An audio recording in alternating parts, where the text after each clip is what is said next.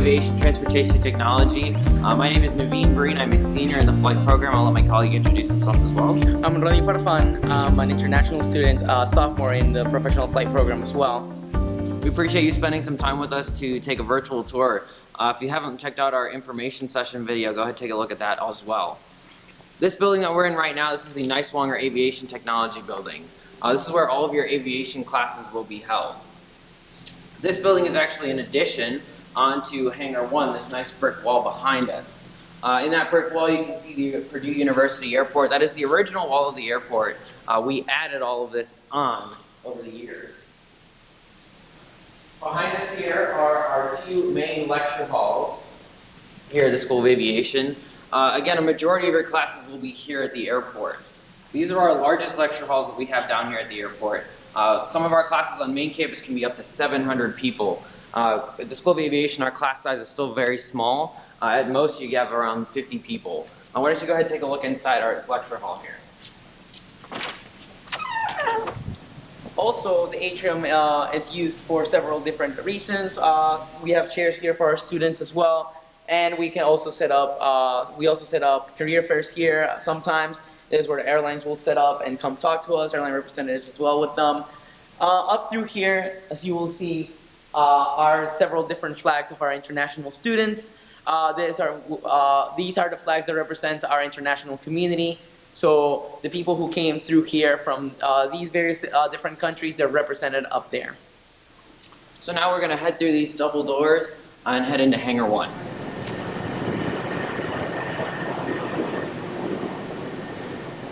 So as mentioned before, outside in the atrium, this is Hangar 1. This is the original hangar that was here at the airport when it was built.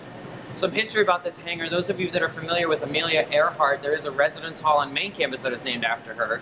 Her Lockheed Electra that she took around the world, or almost, was based here at the airport in this very hangar. The Purdue University Research Foundation funded her airplane. If they ever do find her or her airplane, she will return here to our program in the university. Today, this hangar is used mainly for our Aeronautical Engineering Technology, or AET, students. These airplanes here, none of them fly anymore, but they all serve as working replicas. They all have original parts. These are where our students can get hands-on and practice maintaining these airplanes and putting them through all the associated maintenance checks that they would need. It is a very dynamic hangar. As you can see, all kinds of different aircraft for our students to work on. We have anything ranging from a Cessna 150 to a multi-engine aircraft back there, to even a rotorcraft back here. And not only does it have already all these kinds of things, but we also offer them the Hangar of the Future, which we'll see back there, and in which Professor Rob will actually tell us much more about what's going on. But spoiler alert, it even includes some things like free printing for all free 3D printing for all aviation students. So that's pretty cool. So this is our Hangar of the Future here in Hangar 1. The Hangar of the Future serves as our research lab here at the airport, where they do projects from additive manufacturing to work with our UAS program and even experiment on our CRJ aircraft that we'll see outside. Why don't we head inside and take a look? Hey, Professor Rob, how's it going, sir? Good. How are you guys? Pretty good, pretty good. Would you mind explaining over here what Hangar of the Future is all about? Sure, absolutely. Hangar of the Future is a research laboratory. We're multidisciplinary, so we work with freshmen through PhD level students. We work with all of the major disciplines within the School of Aviation. If you think about the curriculum, all of our majors and your regular coursework, we sort of sit alongside of that and we weave through all of those. And so I will work with flight, AET, management, and our UAS program. And basically, if you are interested in research or want to be a problem solver or a pioneer, that's what we want to put into your mind in addition to your core technical degree. So you're not just a pilot, you're not just an engineering technician, you're not just an airport manager or a UAS operator, but you are a data science manager. You're that and a researcher, a problem solver, because out in the industry, that's what they need you to be. You don't just work an airplane by itself, but it takes a global view of problem solving. And so that's really what this research area is about. If you take a look around, each of the drop station posters that you see around the room represents a real-world technology issue or problem that the industry is wrestling with right now. And so we have 3D printing, advanced manufacturing of parts, We have auto ID, RFID tracking. If you look around on this side, we have augmented reality and virtual reality. And we have UAVs and drones, how to use those in a maintenance inspection program. So all of these are not new, we don't invent them, but they're technologies that are being worked out in the industry. So the challenge that we pose to our students is how do you take these real world problems and how do you create an augmented reality experience that will allow airworthy, reliable, and safe work or checklists to be accomplished on the airplane.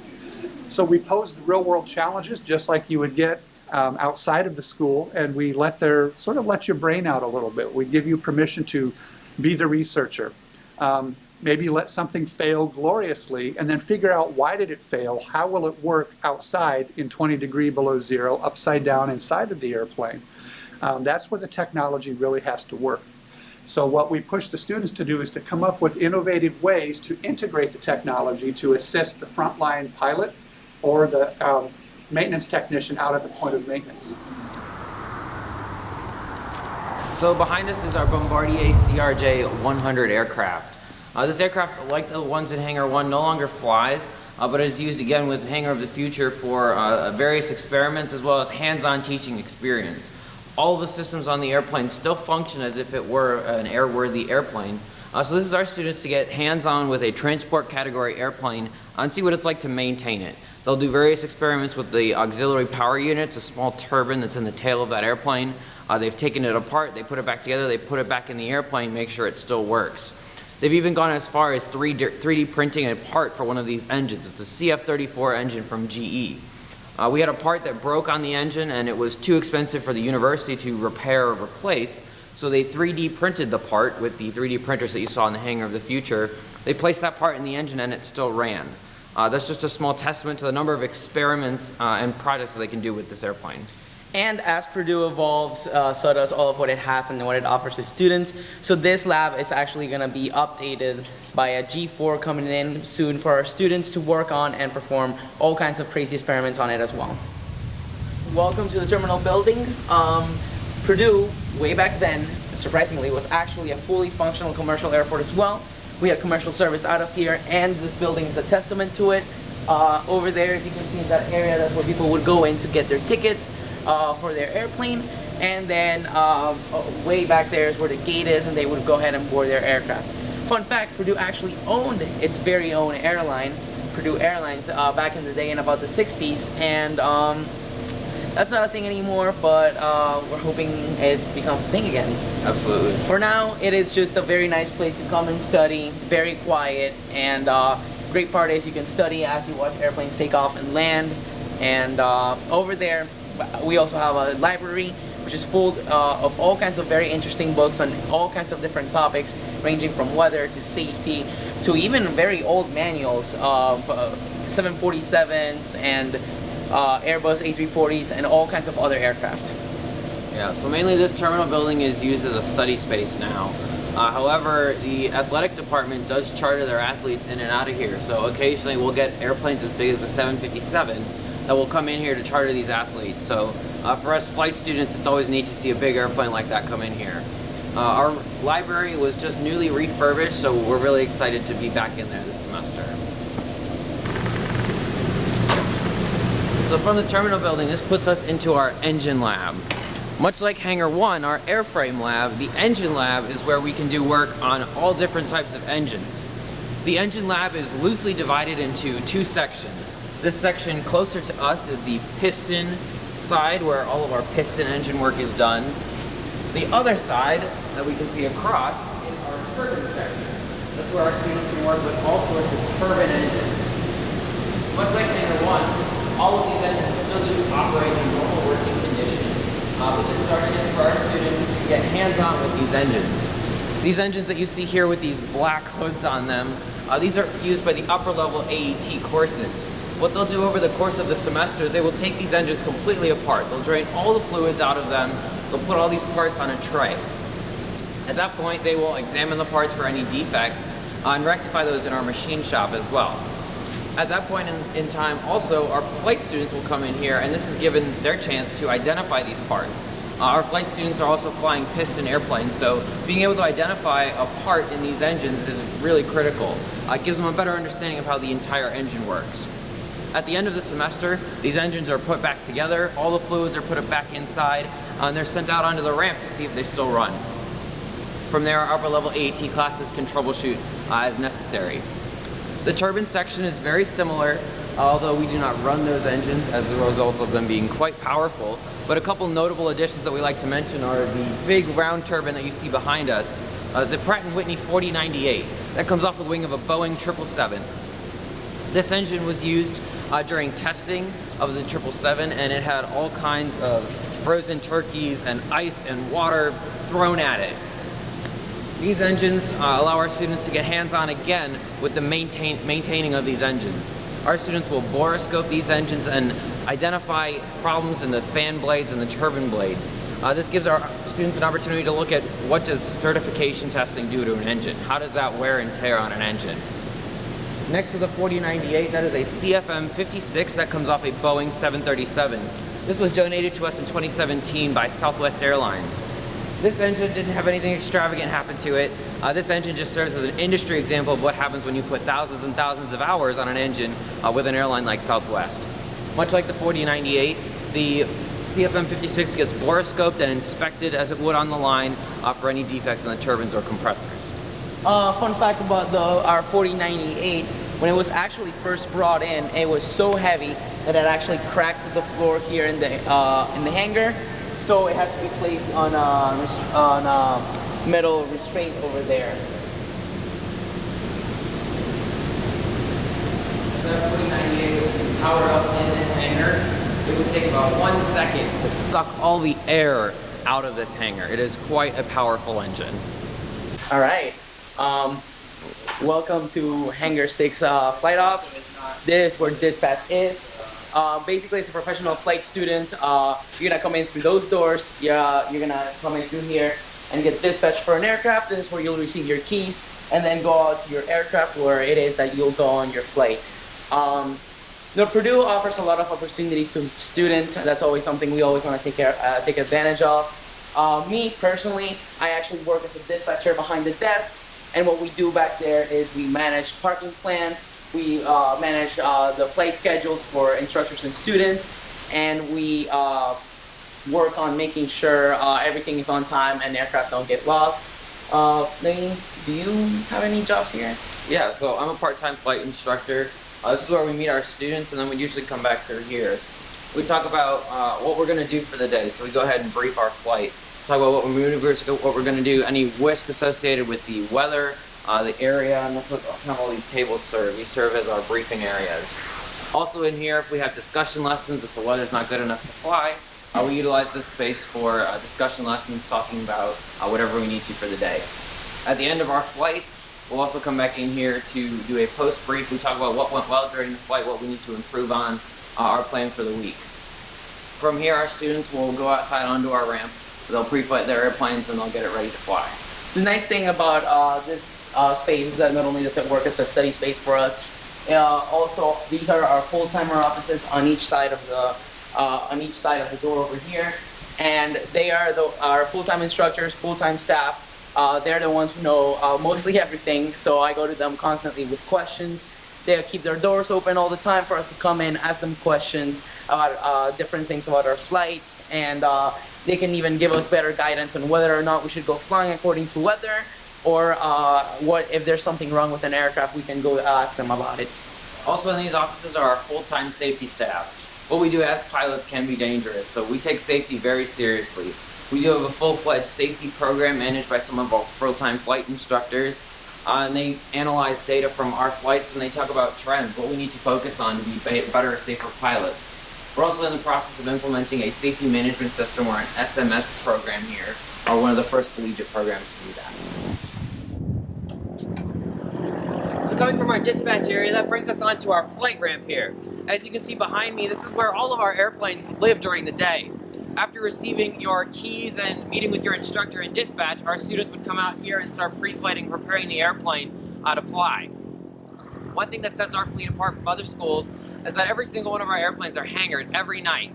And these hangars here that we'll go into in a minute and our T hangars out there. Every single one of our airplanes is hangared every night, meaning it's not subject to the elements, ice, anything that happens with the weather or wind. Other schools, sometimes their fleets are just too big. We're one of the only schools that are able to do that. So let's take a look at some of our hangars here.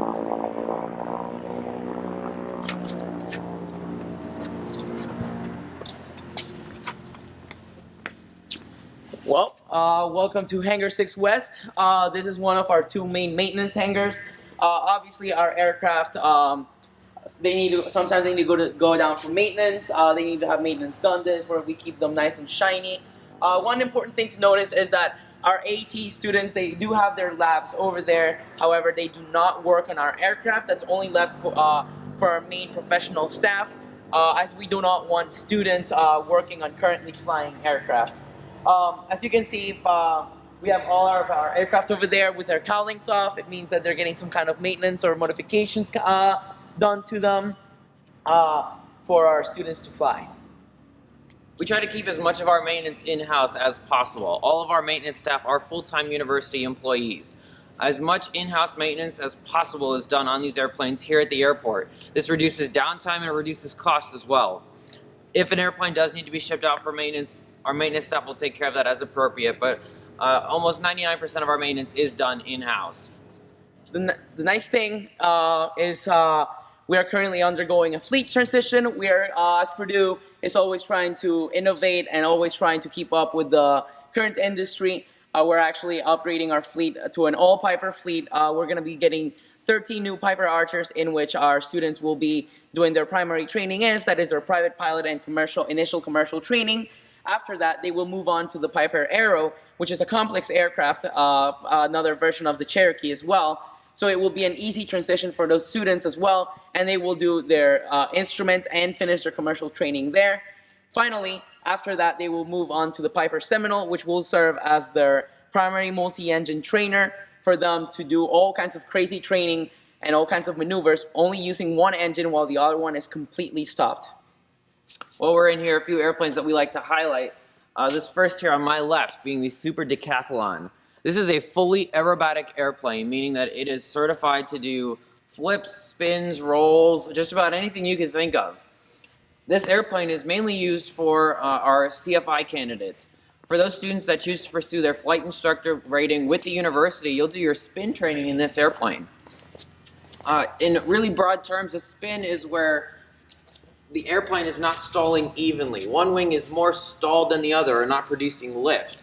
This causes the airplane to dip on that wing and kind of rotate. This is a really bad scenario. We don't like our students to be in this scenario. However, as a flight instructor, it is a possibility that we need to train our flight instructor candidates for. By utilizing the capabilities of the Super Decathlon, we're able to prepare our instructors for a spin and be able to recover in a perfectly safe environment. Having flown the Decathlon, it is a lot of fun to do spins in.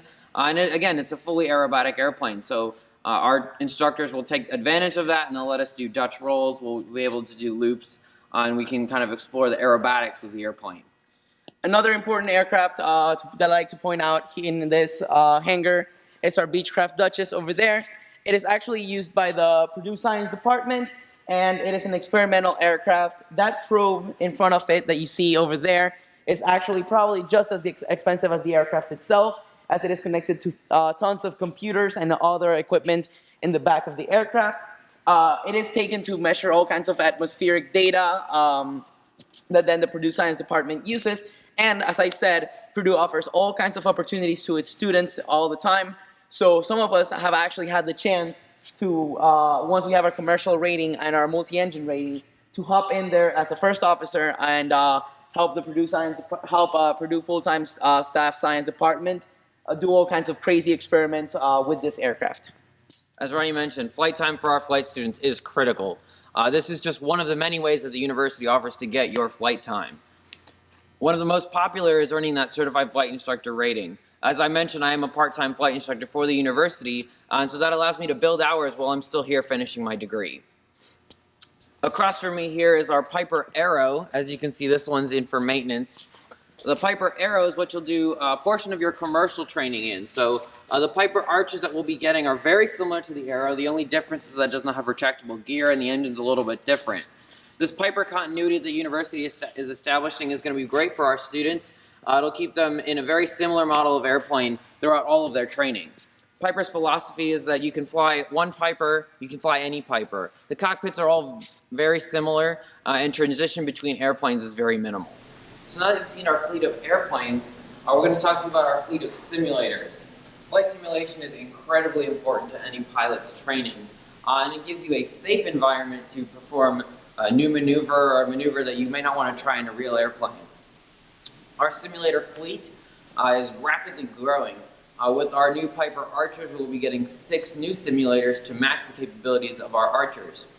As a pro flight student, you'll take 2 courses in those simulators, both of which are transitioning you to instrument flying. When you come in as a freshman, much of your flying up until about your sophomore year will be done visual, looking outside for visual cues, a highway, a power line, an interstate, to orientate yourself and help you get from point A to point B. Instrument flying is all about trusting your instruments, the instruments in the airplane, because you may be encased in clouds. That is something we train for, and for new students that can be very jarring. So we want to introduce them to it in the simulator before they experience it in the real airplane. The first course in the simulator will be focused on adjusting the student to instrument flying. Here's how to fly in the clouds. Here's what happens when your body starts lying to you and you need to focus on your instruments.